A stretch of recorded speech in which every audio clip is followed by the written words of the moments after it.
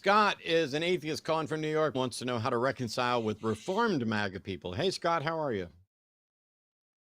I'm all right. I should tell you I wrote like two paragraphs down because my ADHD meds are uh, out of stock, and I wouldn't have called in if I didn't really think this was like a good question. If you want to interrupt, I'll go for it. I'll clarify, and if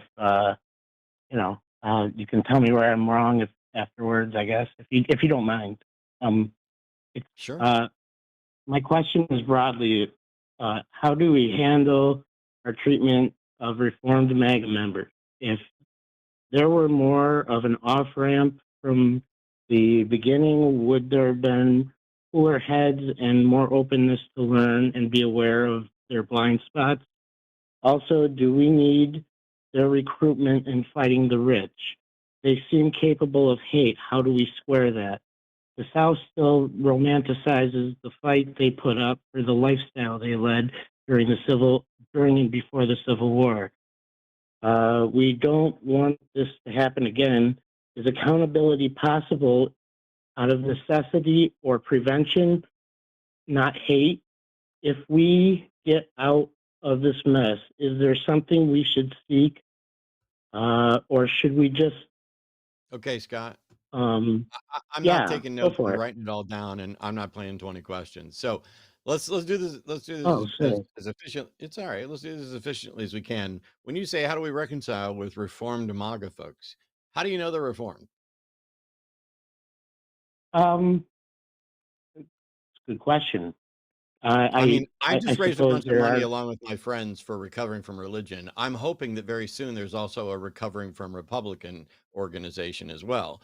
But when you say they're reformed, when somebody says, "Hey, how do you reconcile with someone who has completely changed, so that they are not the terrible thinker that they were before?" You Well, just I think do. there are examples of some people that feel remorse for others instead of like things that just happen to them. But I don't, to be honest, I don't know where the line is, and that's a good question. Yeah, I don't either. I mean, to me, if somebody came up and said, "Man, I had it all wrong. I was misinformed. I was ill-informed, and stuff that I thought wasn't true, or stuff that I thought wasn't true was, and stuff that I thought was true wasn't." And okay, if that's the case, then my only statement to them is, "Cool. Welcome back to reality. Please help the rest of us start fixing this." Um, Hmm. but what I find is that people who are claiming to be reformed MAGA are folks that were fine with the leopard eating somebody else's face. And then when the leopard started eating their face, that became a problem. And that's not reformation. That's waking up and realizing that, oh, I didn't know this was going to impact me, in which case you haven't Right. reformed at all. You are just now in the bucket with all the people you were willing to piss on. That's interesting. I don't understand how we. I guess we can't prevent this type of thing from happening. I mean, apparently, a third of us are just not empathetic. Is that possible? Or overlook that kind of feeling, or I don't know what's that about. Yes, Scott, it's been a difficult pill for me to swallow, but the world is much stupider, much less empathetic, much less well informed than I ever imagined was possible. It's insane. But Scott, I do think you're onto Well, something in that there needs. Sorry, just I do think as an outside observer, as a Canadian observer, Canada and Australia almost suffered the same fate. We escaped it, but it was interesting dynamic to watch. I think there is this rule of a third. I think you're right. A third of people aren't empathetic, but I think you're also right that a lack of a soft off ramp is a problem. I think there does need to be some plan, some methodology, some way of yeah, an off ramp so that people, because the "I told you so" and or why were you so stupid, those are not like the helpful. You well, want to be listening, right? we don't. Go Sorry, ahead. I'm just saying we historically don't make good decisions while we're angry, right? Isn't that what they say? Indeed. I don't have a choice. I'm always angry now, so I have to make decisions that way. Yeah, me I too. I'm I get Captain that, America that, or Thomas. I'm Bruce Banner that way. I'm always angry. But I'm angry, but I'm like, I do like logistically, and even like if you ask me emotionally, I do feel like I feel, empathy for them even. Sometimes like right away, and then I think, oh, these are people that hate me and or hate others that I like, and well, just I think one thing that both church and political right does better is it's welcoming to people. I think church and the right tend to not eat their own as much and have at least at the front of the tent is very wide and welcoming and accepting all comers. And I think that is something that secular people and left leaning people could learn from, and is a weakness. yeah. Wow, what a tough deal we got right now. I Yes. look, I appreciate you addressing this. I didn't mean to. I was obviously looking for holes or things in my logic. So I do appreciate the way you know Just you if kind of you set me straight there. you seem to be valuing empathy. You said like you were sad that a third of the people don't have empathy. All I can say is be empathetic yourself, and especially I do relate to myself when I make all my videos. It's like, well, what would the former version of me who believed all this stuff have been welcome to hearing? And so, if that is a goal of yours to be welcoming and be a soft off ramp, just make sure you practice that empathy as well, because I there are I I, reasons people think that way, and not all of those reasons are in their own control. I get that, and that's some of the problem I have is like as somebody who believes things are probably determined. I just it's difficult to square my anger. I don't know if that's just a you know, an instinct that's evolutionary, but or evolution has to do with evolution. But my Anger also question anger is, tends to come how much can these from people change if it's a physical thing? Oh, I'm sorry, I didn't hear. anger tends to come from having your expectations of reality not match the actual evidence of reality. And those of us who are going Mm, to operate based on evidence, those of us who want the best methods of understanding the world, we're more likely to get angry because we have a particular expectation.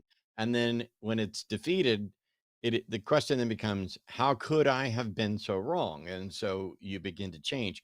And what we find, and this is the disappointing thing for me, when I find out I was wrong about other people, it's not because I was missing factual information. It's not because I was wrong about the data. I was wrong about people. I was wrong about their not everybody is as diligent as wanting to have true beliefs about going and investigating, about learning something. Not as many people are as right. diligent about thinking about how this is going to impact others. Um, Is Paul's that got a new inherent, video out, which you Paul's think? got a new video. Paul's got a new video out, which I have not finished yet, but it's about evidently Rhett, I think from is it Brett McLaughlin, good yeah. good morning, good mythical morning or Good whatever? mystical morning, yeah. Yep. Um, is an atheist and did a video with Alex O'Connor. And then a whole bunch of apologists decided to group the wagons and give their thoughts on it. And Paul goes through it. I haven't finished watching it yet. I was watching it before we got up here, but this is where what your goals are show up immediately. Like when I'm producing content for my channel, apart from clips that might come out of here, it is I have an idea, I want to share it. I've got some ideas, I've got some thoughts. Here's something I figured out that might be a good idea that might be helpful for you guys, or here's a counter to this thing here. It is not just these people are terrible. And it's in part because I remain cautiously optimistic, despite the fact that I might remain cautiously optimistic in situations where the evidence suggests I shouldn't. Um, but that was Hmm. definitely eased or when I predicted that Trump was going to win, that was me at kind of peak. I don't think I'm right about people anymore, and I should expect the worst. And even I didn't expect, even talking about Project 2025, talking about Trump, even I did not expect what else going on. And it's like every single day. Like this morning, I woke up to news that Qatar is giving Trump a new Air Force One. So a foreign power is gifting a brand new palace in the sky version for Trump to use as Air Force One, which, when he has finished his term in office, will not be property of the US government, but will become property of Trump.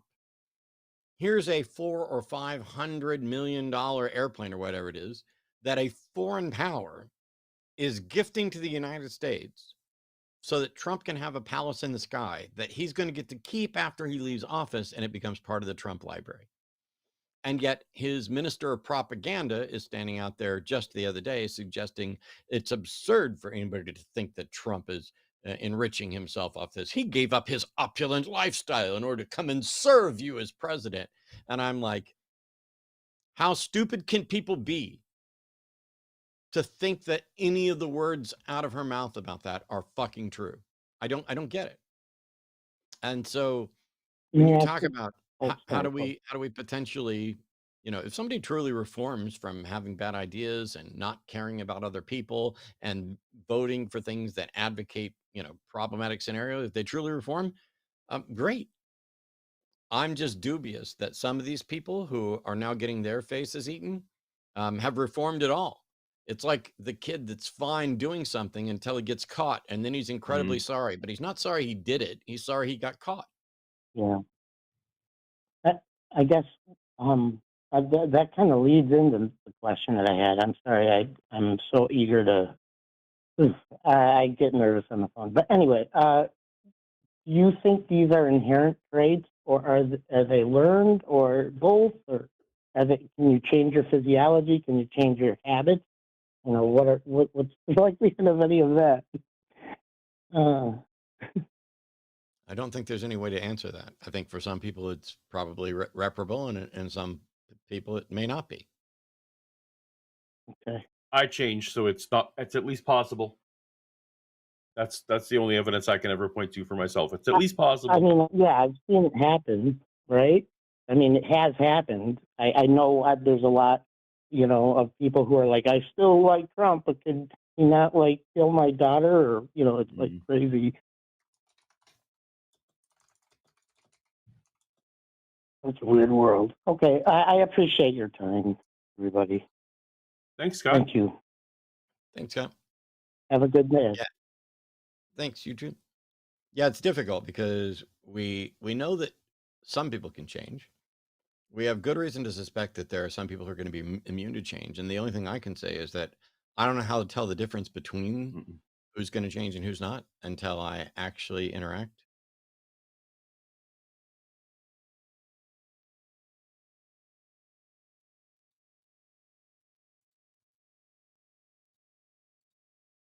Whoop, did we lose something? Not sure. Oh, no. Sorry. Yeah, I don't know how to tell until you actually interact. And so I can't answer the question, broadly. What percentage of people are so stuck in their ways that it's a waste of time? I don't know.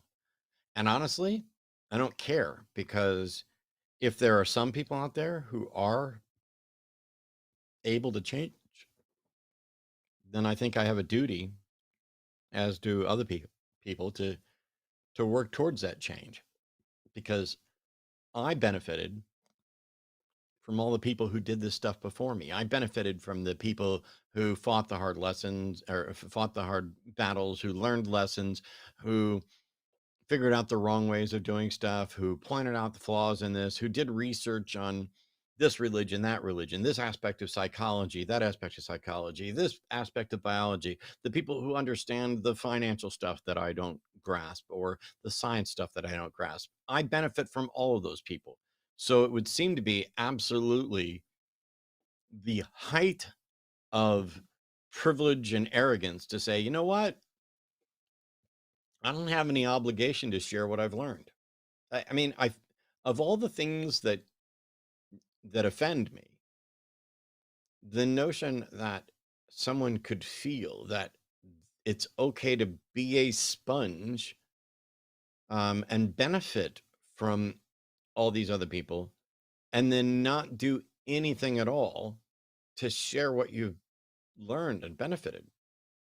It just, it's the weirdest thing. I don't even have a way to argue against it and say you're wrong other than I can't do that. Sounds like every at Bible school when they would have the call for missionaries. Matt, you sounded like you were giving that same sermon. Yeah.